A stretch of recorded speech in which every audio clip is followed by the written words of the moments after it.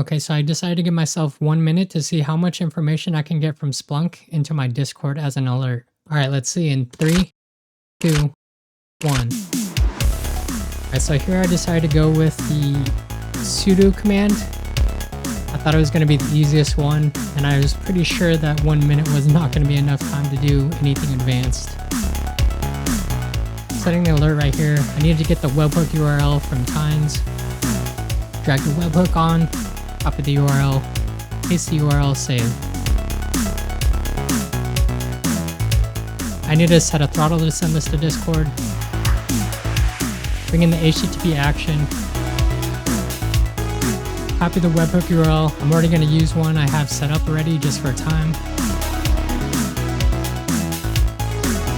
Paste that in. Need to reset the payload to format for Discord using the content field.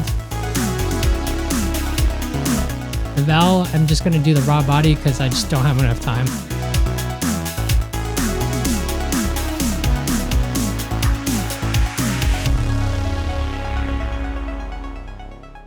Okay, here I'm logged into my Linux server and I'm just going to run the ls command with the sudo modifier, so I'll be able to trigger the sudo alert.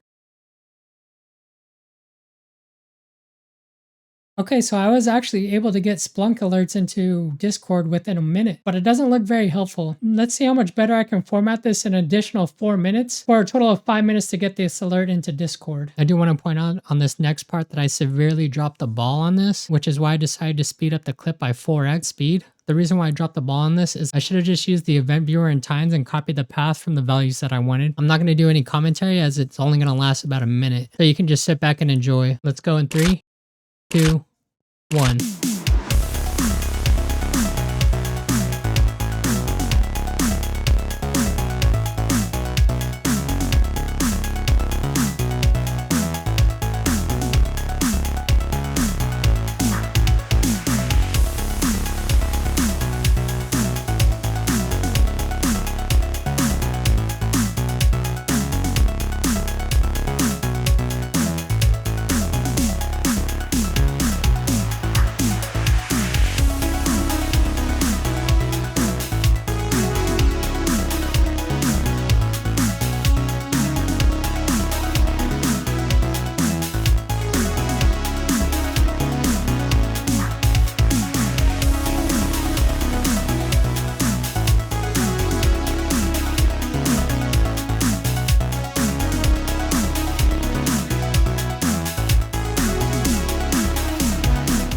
Okay, that seems to be about all I can do, so let's see how much better that was.